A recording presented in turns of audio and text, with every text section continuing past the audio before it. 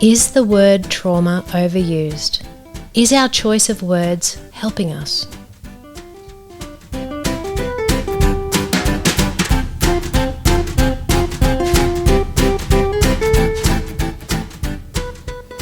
Hello everyone, welcome to Signposts for Living with Dr. Kirsten Hunter. Hello Bryan, how are you? Hello Kirsten, I'm very well, thank you. I just discovered your last name's West. I did not know that. Bryan West, everybody. We have Bryan here. Lovely to be here. And you know, we were talking earlier about what we're going to be getting into because you've got this brain that I just want to spend time with. And you came up with this really great idea of talking about trauma. What is trauma? How do we define trauma? How does terminology, language affect us? And I think it's a really good topic. Thank you. It's certainly one that's been on my mind for a while. Why? When? How? What?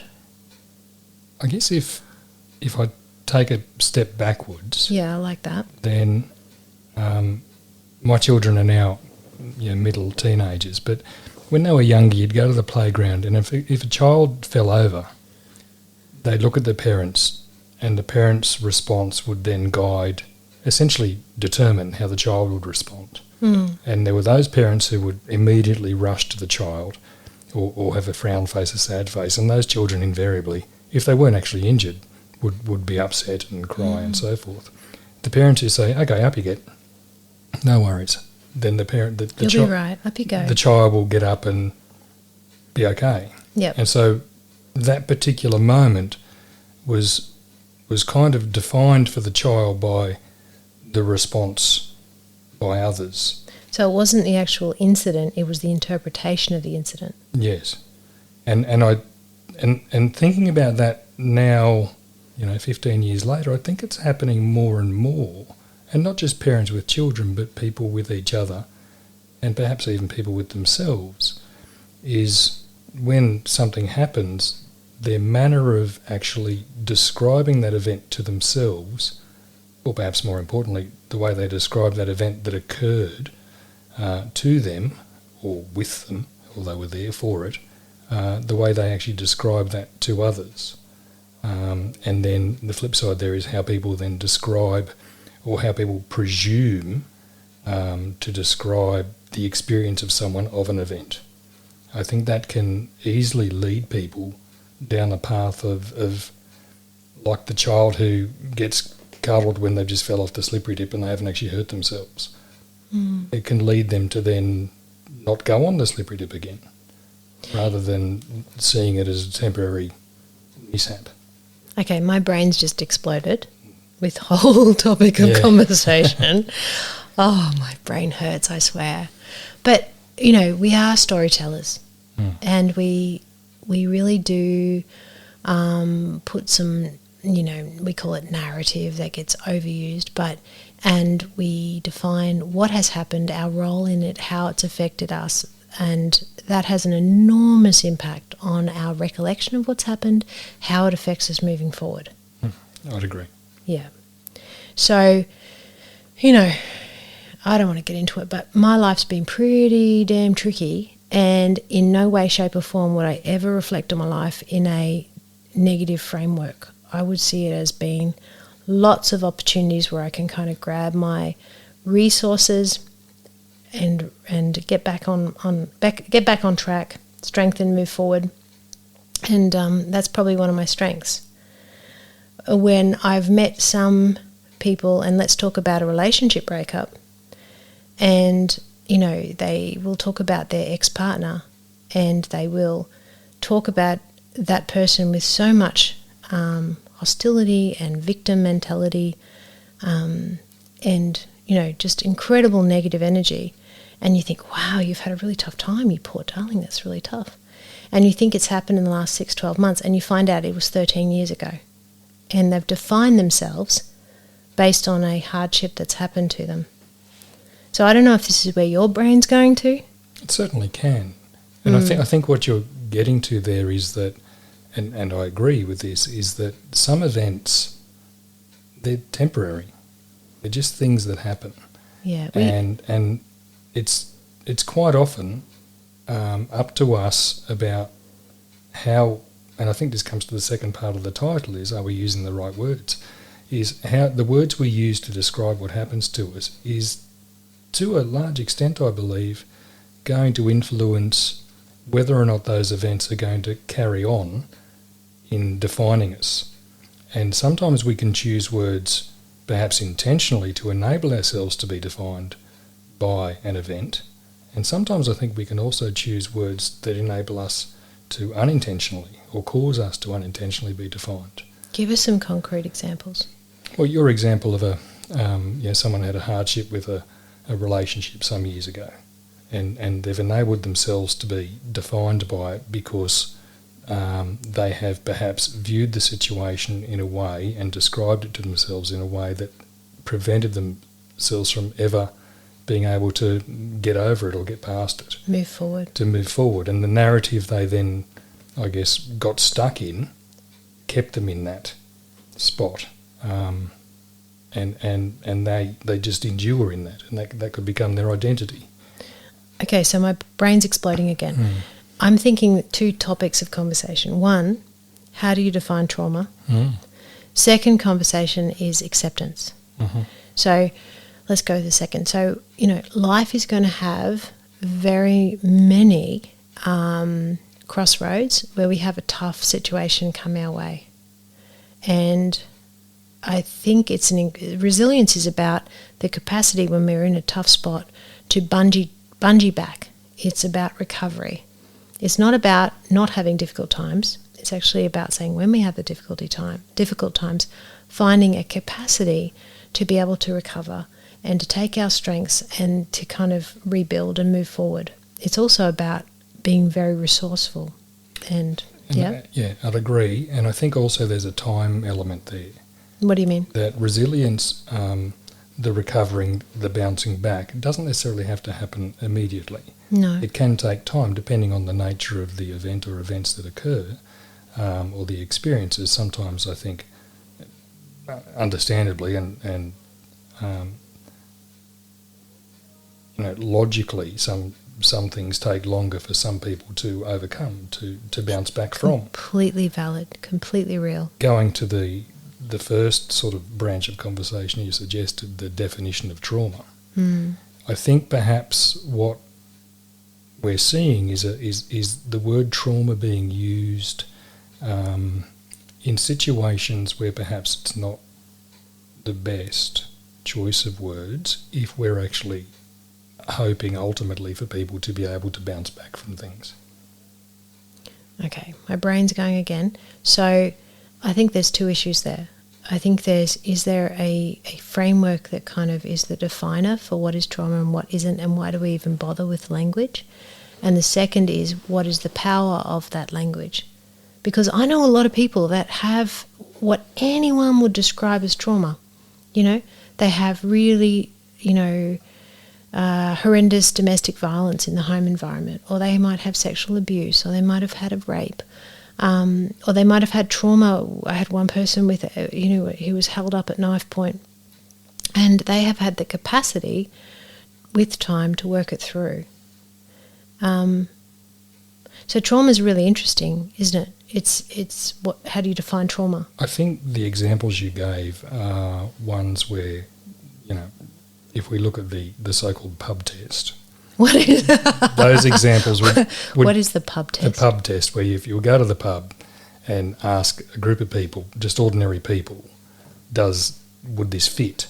Okay. Then I think we'd find that the examples you just gave of people and their experiences would pass the pub test of being able to be described legitimately as traumatic. I think what's happening is, and where I wonder about the use of the word is where it's the same word is being used to describe events that are not of that nature. Such as? Okay.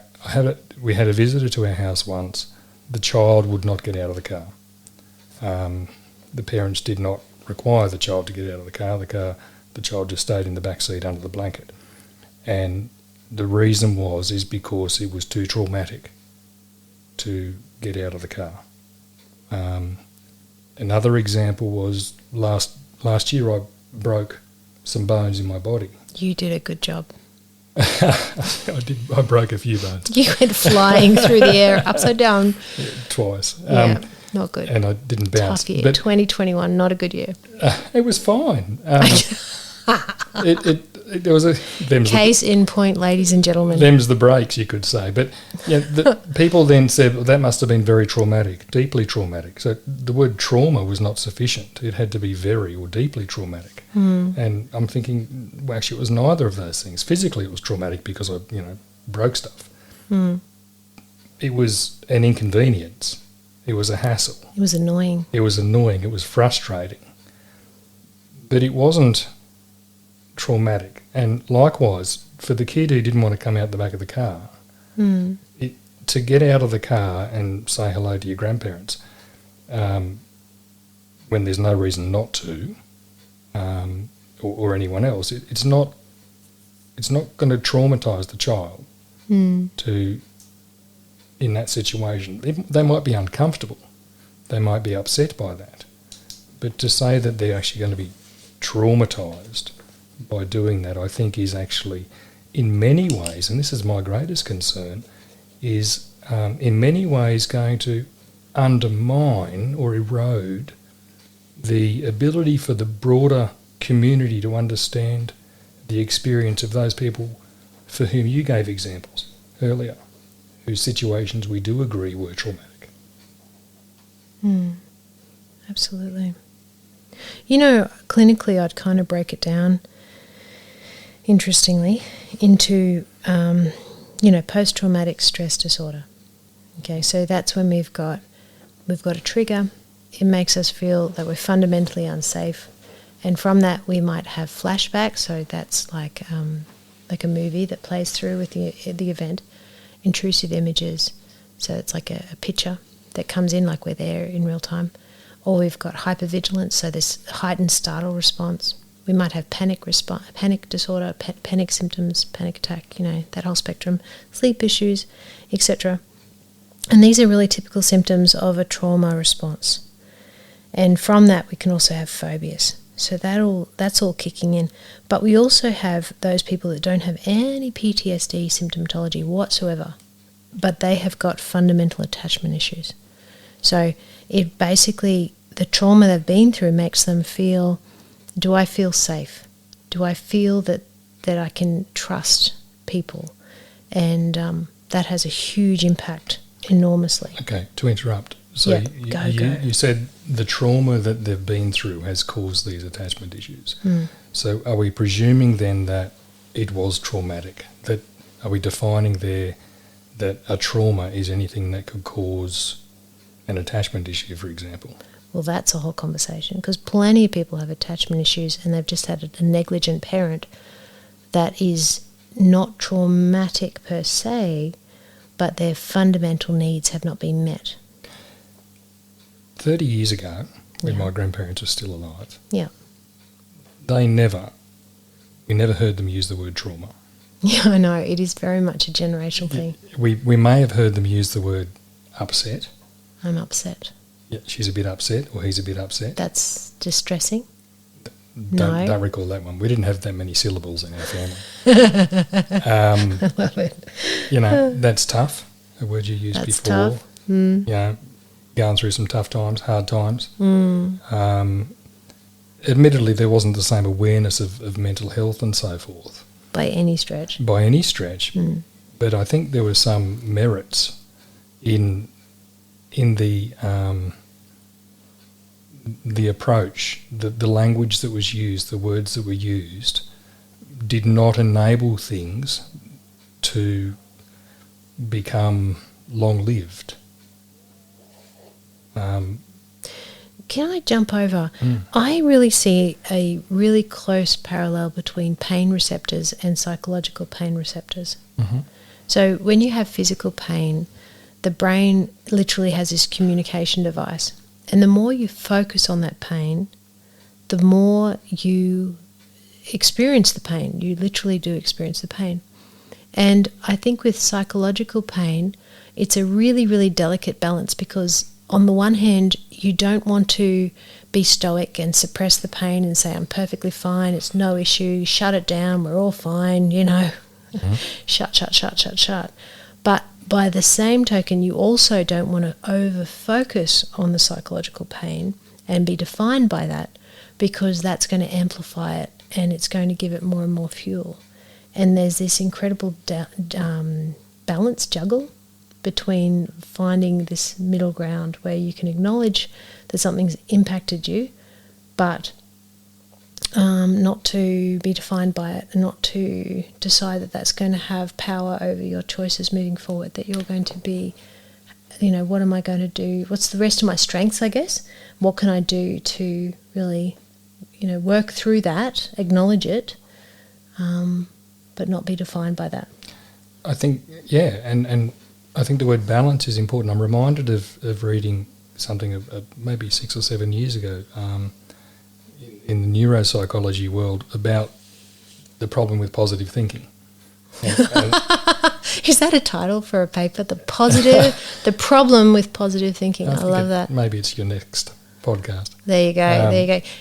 Yeah. And these evolutionary neurobiologists or something or other, they were basically saying the problem with positive thinking is that if you just set yourself up for positive thinking, then you're setting yourself up to fail, because biologically, from an evolutionary point of view, our brains are wired to find the very things that we don't want. We want to avoid danger.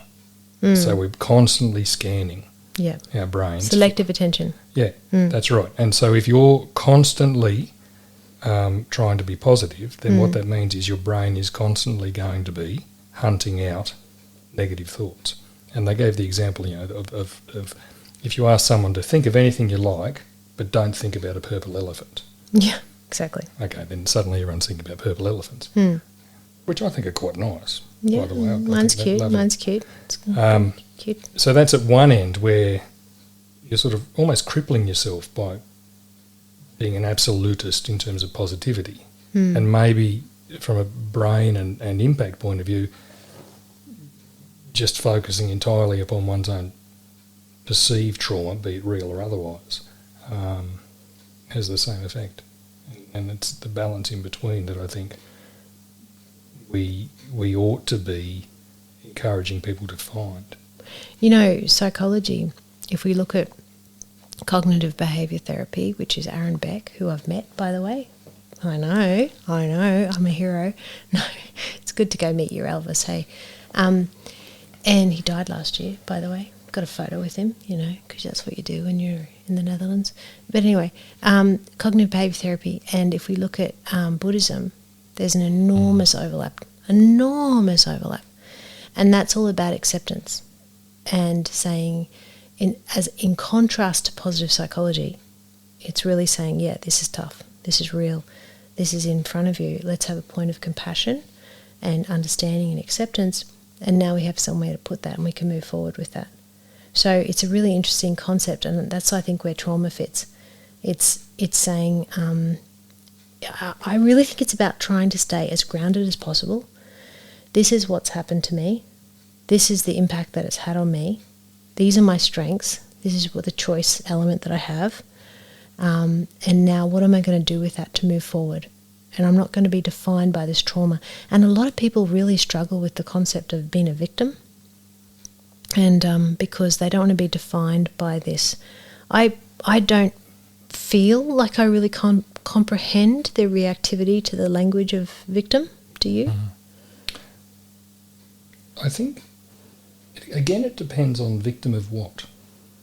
Well, trauma. It depends on what trauma is. Define trauma. Excuse me. If we're talking about the examples you gave before, then you could say, yes, victim of situations that are traumatic, legitimately so. And I understand that, we live in a sort of we live in a postmodernist world where people's own lived experience and their own values is their own truth. And with that comes their ability to then define words for themselves.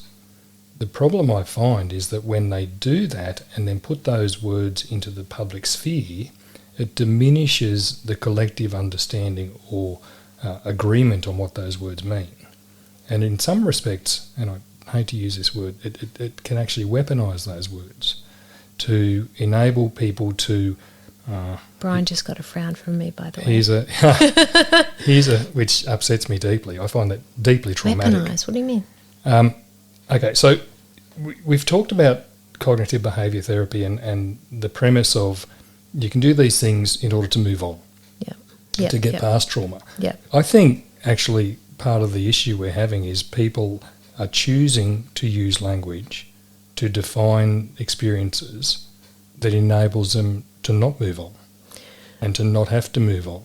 Okay, so that brings us in a whole topic of being the identified patient. So that's when people can have a secondary gain and they can have a sense of themselves as being, this has happened to me, and there's like a, is that no, frowning at me? Well, I'm frowning at you because I'm thinking, yes, absolutely. And this conversation is going to end far too soon because just as you met your Elvis last year, I'm meeting mine right now. No, I think I can't. Okay. Well, it leads into another topic I wonder, which is, why are we? I was at the gym this morning and the telly was on, and You're looking good. No, thank you. The telly was on, and I knew I was coming in tonight, and I thought, okay, I'll just listen to the words people say, and at no point in time did anyone use the word to describe upset, to describe a difficult situation as upsetting or a bit of a bother. Mm. The entire time it was the word trauma. So this person has experienced this event and it was described for them or to the viewer as being they've experienced this traumatic event. This child who was brought out of a house because it was flooding, well, if you look at the footage, the water was up to this man's ankles and this child was brought out. She probably could have walked, and the television person was saying, she'll be deeply traumatised by this forever. Mm. On other occasions, people were interviewed and they were talking about how traumatic it was to hear someone say something that they didn't like. But it wasn't traumatic. It was very traumatising. It was very traumatic, extremely traumatic, deeply traumatising. So we've got like a media language with amplifying. Yeah, and it's language that people are using themselves. Yeah. So it wasn't just the media using it to describe others, but there is certainly that media exaggeration that they tend to do and amplify, to use your words. But it was they're words that people are using themselves.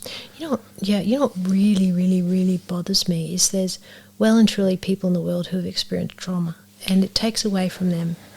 Exactly, and I know a woman who, for the first 10 years of her life, she was just repeatedly raped and tied up and abused and so forth, and then for the next 30, not much different happened. Horrible. Now, she's an elderly woman now. She doesn't watch the news. She used to understand her life as being unpleasant. Oh. When the Me Too movement started, and she said, wow, these women are talking about being deeply traumatised. She hardly speaks anymore because she says, I don't know what words to use anymore. Okay, so she's understating her case, clearly. Well, she's probably didn't have words ever to state her case. That's sad. Well, it's sad, yeah, that's right. But in terms of, this is a person whose lived experience was genuinely, it would pass the pub test as traumatic. Well and truly. Yeah. And she hears people on the television who talk about, someone pinched them on the bum in the 1970s, which was acceptable behaviour in the 1970s. Unfortunately. And now retrospectively they're deeply traumatised by it. Now, this woman who was, tied up and rolled down the hill, naked after school, that sort of thing, she kind of looks at this woman who's deeply traumatised by a pinch on the bum and she's lost. So there's a real desensitisation of this word. Yeah. And really taking away the I was going to say power, but that's not quite right. Well, I was going to say agency. Agency. And ironically, perhaps the people who are choosing to use these words, and let's say use them sloppily, I suspect their goal also is to gain agency, or to exercise agency over what's happening in their life. And that brings me to the point of, if this is actually a phenomenon that's real, that people are starting to use language increasingly that is amplifying what is otherwise, distressing, transient, upsetting, distressing, difficult times. Tough time in life. Then and not in a way that sees them actually seeking to overcome that in any way. Then why? What is this prevalence? And I can't help but wonder if it's not because people aren't too comfortable. What do you mean by that? I mean, because there's the issue of people getting secondary gain from attention and being defined by that. I think for people, if I think about the people I know who have a bit of a zing to them. A zing? A zing. Do I have a zing? Oh, absolutely. Oh. That's why I'm here. Wonderful. As do you. The people who have a bit of life and a bit of pep about them, they're not... My beautiful husband, John, would call that chili.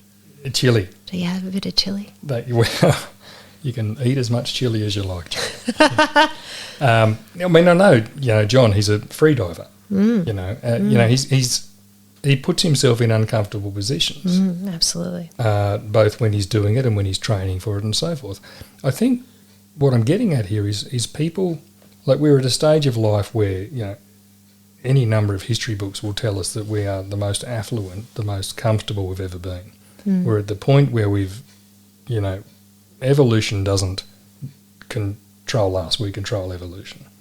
We control our environment. We turn the air conditioner on, we turn the heater on. We don't put clothes on or take them off, we press buttons. We don't even have to wind up the windows in our car anymore.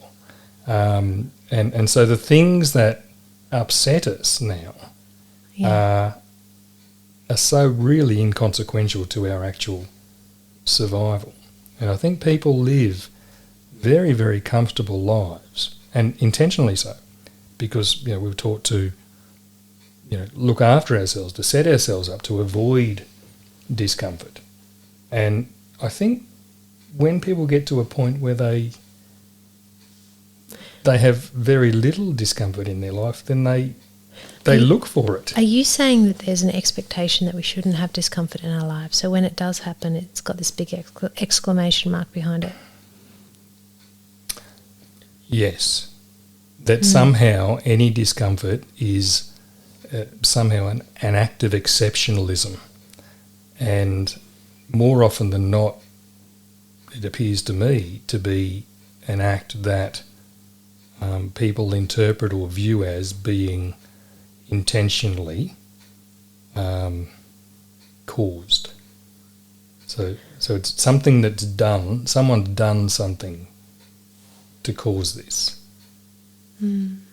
It's how it seems to often, not always, there's always exceptions to this. Do you know, this is really interesting when we think about trauma and we think about sexual abuse. Now that's probably the most sadly there's a commonality there, but also easily understood. We know that's not okay. We know that's harmful. And what's really fascinating is that you could have child A and child B. Child A goes and discloses to the parent that the sexual abuse has happened, and they are supported. They hear the verbal feedback, that's not okay, your needs are important, I will advocate for you, I will support you. Child B is the 95% of children who don't disclose to anybody because they think if I just close my eyes it will disappear because they're in the moment. And because they don't have language around it, they're ashamed, they're scared. And so they don't say anything. And then that the impact of that abuse sits with them and shapes them as time goes on. Child A might have had worse sexual abuse, but they're okay. They're actually okay because they've gone and had the capacity to get it out of their system, feel supported, feel nurtured, and and move forward. Child B buries it, and maybe the abuse continues. And so what's really fascinating when we talk about trauma is also the impact of people and the support network on that fundamental incident or abuse that happens. And that's a whole nother layer as well. I think so. And again, it comes to the definition of trauma. In those situations, pub test, yes, they're traumatic occasions. I have no concern with that. The situation where a child falls off a swing, Okay. and mother goes to or father goes to child, or chest feeder goes to child, whomever goes to child and says, "Oh, that's and treats it like it is a traumatic event." Yeah. So that amplified response, which is like a fear response, the child goes, "Okay, I need to feel fear right now, and this is not okay. What's just happened to me?" Yep. And I think what we're getting to there is the concept of harm versus the concept of injury. Define that. Well, injury is, where your body is in some way hurt, or your psyche is in some way hurt. Yep. It doesn't necessarily have to be permanent. Yep. The concept of harm, much more intangible. And so in that situation, the kid falls off the swing, could be injured, may not necessarily be harmed. But the response of the grown-up, and this goes back to the playground and the grown-up's response, will determine whether or not that child, I guess, is harmed in terms of a longer-term impact of that event. If the parent or someone else picks the child up, nothing wrong with picking the child up, comforts the child, nothing wrong with that at all, but in some way interprets this event such that the child has no other way of interpreting it other than this is really bad, then that child is more likely to be injured more permanently, and it's going to stay with them, than if the parent picked the child up, gave him a cuddle and said, "You'll be right." You'll be right. Yeah. And it's that real interpretation of fear, isn't it? It's an interpretation of fear, and I think what we've got here is the actual perhaps the imposition of one's fear onto others. And this is the concept we were mentioning earlier about safetyism. Okay. Oh my gosh. Boom. I was exactly there. What is that? It's a term, I think I first read it in a book called The Coddling of the American Mind.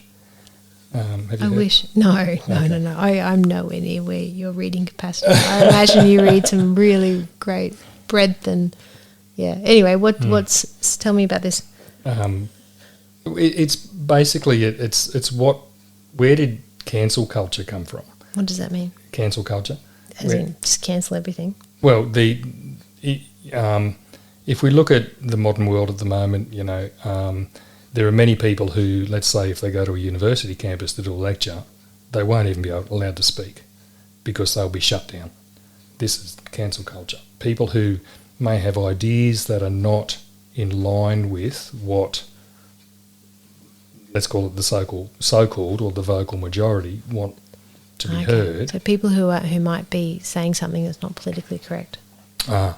People who might be saying something that some people believe is not politically correct. Okay. Or people who may be wanting to say things that are not the same as what other people have said. An example in Australia was our former Prime Minister, Malcolm Turnbull. Now he went I always thought I'd like to go to dinner with him. He owes me a beer. He owes you a beer? Yeah, I bought him a beer once, but he basically said, look, we can't have another beer because you're not whinging about anything, so I've got to go and talk to some other people who want to whinge so they feel like they've been listened to. Yeah, fair. He owes you a beer. He does, that's right. Right. And I'll hold him to it. But he's a former Prime Minister. He was a self-made businessman. He's a smart cookie. He was invited to the University of Sydney to do a lecture. He was not able to speak. Why? Because students said no. And they came in and they heckled him and they caused such a ruckus that it prevented him from actually being able to speak. I have a big problem with that. I'm all about, respecting individuals with what they want to bring, hearing their opinion, and then you having your opinion in reply. Not silencing. Okay, so there's one example. That's an example of cancel culture. That's very evident. Now, so these people were talking about the rise of that on the American campus, the college campus, which is basically where it was born, and it's spread throughout the world. And that's then given rise also to this concept of safetyism, where people seek to, and let's go back to the purple elephant, are so consciously aware of anything that may cause harm to themselves or others. And so this is where... Including listening to an opposing opinion. Can't hear an opposing opinion, must not be allowed to be said because that would be harmful. They shouldn't do debating then, should they? See, I think you need to be shut down. You're just revolutionary here. You're on the wrong side of the microphone. They would say you're on the wrong side of history.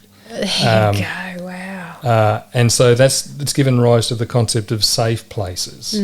I was talking to a fella who works in the ABC, and he was saying in the kitchen in the ABC headquarters in Ultimo, I don't know if this is true, there's a sign up, there's a policy on conversations for and you're not allowed to ask people, why are you having salad today? You had a sandwich yesterday. Because that creates, it's some people would interpret that as a microaggression. Oh, wow. Which means that this place where I want to go and have my lunch is unsafe. Oh, so it's this really kind of mollycoddling. Yeah, hence the world. title of the book, The Coddling of the American Mind. Can I ask, just on wrapping up, this phrase, victim survivor? What does that mean? Well, I don't know. I think it means that someone, they believe something's happened to them that was unpleasant, and that means that they're a victim. Yeah. But they've survived it. Yeah. Which means that they're a survivor. So rather than saying, "Well, I had a bad day the other day," or something awful happened, it's put into words that enables them to be, at once, someone that something bad happened to. But I guess on the flip side, someone who says, I'm not going to be defined by that, I'm going to be defined by my response to it. And so in Australia, Australian of the Year last year, Grace Tame, who's done wonderful things in terms of legislation around child sexual assault and things like that. Absolutely. Absolutely. I think she describes herself as a victim survivor. I'm not sure as adults. I like the word survivor. I've had a lot of people, it's an empowering word, whereas the victim is sort of like defining you and you're still in the gutter. I don't know. It's a very disempowering word. I think they are. My concern is the word survivor also has a certain element of permanence to it. So when can I no longer be a survivor and just be Bryan? It's really interesting when I think about my history. I've been through a whole lot of stuff which a lot of people would easily define as trauma. Yeah. But I am not impacted by those various events. I'm not. I'd like to flip that and say that's great. For people who... Because of my mental health, and I've worked really, really, really hard to come on the other side and strengthen from that.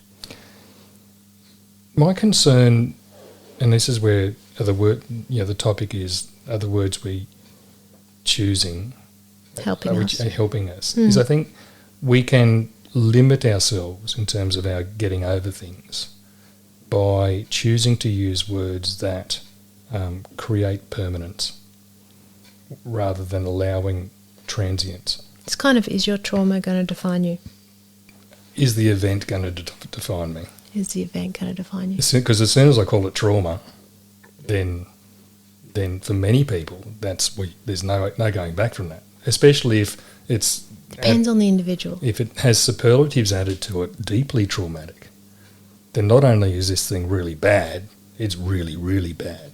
There's no going back from this. And this then gets mixed up with the choice that people use to buy into it. Some people, by all means, yes. It's not necessarily a choice. They don't choose to buy into it. They're just messed up by stuff. But there are those who I believe who choose to dwell in the land of it. And these are the ones who I look at and I think, hang on a minute, don't you have obligations as a member of a functioning society to at some point in time, sure, if you're acknowledging that something happened that you're saying is traumatic, then, well, what are you going to do about it? Because you can either be defined by that or you can do something about it. It seems to me that people who are defining themselves by it... What does that look like for you, doing something about it? Well, coming to see someone like you. Definitely. Having the skills, learning about yourself, learning that there's an alternative approach. It's this is not going to be a popular comment, but it's almost like for some people it's a form of virtue signalling. What? That Educate me. Virtue signalling. The concept that, I can go hell for leather on social media talking about some cause or other. And that I may not actually do anything about it, really. I just talk about it. And that's signalling my virtuosity, that I'm a virtuous human being. And so I'll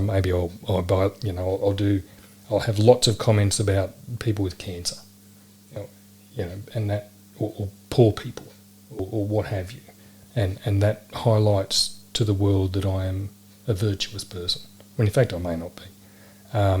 So it's kind of saying, I value this issue, this is a social issue, I want to draw attention to it, but there's a secondary gain in there.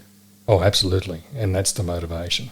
It's you will value me because clearly I value these things. Oh, wow. Yeah, and I think people, grown-ups, do the same thing with these experiences that they define as trauma. And as I said earlier, that's what in psychology you would call the sick role, when you get a secondary gain from having a problematic self-definition. And I can't help but wonder now, and maybe this is where this conversation was really going to in terms of helping me with my own thinking, is the motivation for people to be, let's say, misusing the word trauma because of the secondary gain they obtain. Maybe another conversation is does it help them to never have to face growing up? What does growing up mean? How do you define that? Adulting. Do you know what? I really do think that the reality is that so much of our psychological state is subjective, and life is tough, and life is going to have hurdles. On the one hand, we have to have an acceptance that there is going to be suffering, and I don't know if our society really grasps that. And there is going to be the normative suffering, and being able to say this is a rough time right now rather than defining it as trauma. I think that's really important. And then I think that when we do have events that do happen where it is very violating or it is very threatening to our sense of survival, that is traumatic. But even then, our job is to process that and get healthy through that process so that the level of trauma is diluted and it becomes less traumatic to us. And all of it is a really active process in saying, I'm responsible for myself and I'm going to work really, really hard to work with what's in front of me, work with what my strengths are, so that I can forge forward. And that's what resilience is. And I think this is really about us taking responsibility for ourselves and defining ourselves on our mental health rather than any kind of attention that we might get from being in the sick role. And that's kind of my overview. What do you think? I think the suggestion of the role of the normative reference group I think is really critical here. And it goes to my concern that if we're normalising, if we're amplifying, no, I don't know what's the word here. If we're starting to more collectively use the word trauma to define things that perhaps wouldn't pass the pub test as being traumatic, then that makes it difficult. And especially if that's combined with a culture of a greater emphasis on avoiding potential harm than on being resilient. Your point there about taking responsibility, I think that goes to my comment before about growing up and being an adult.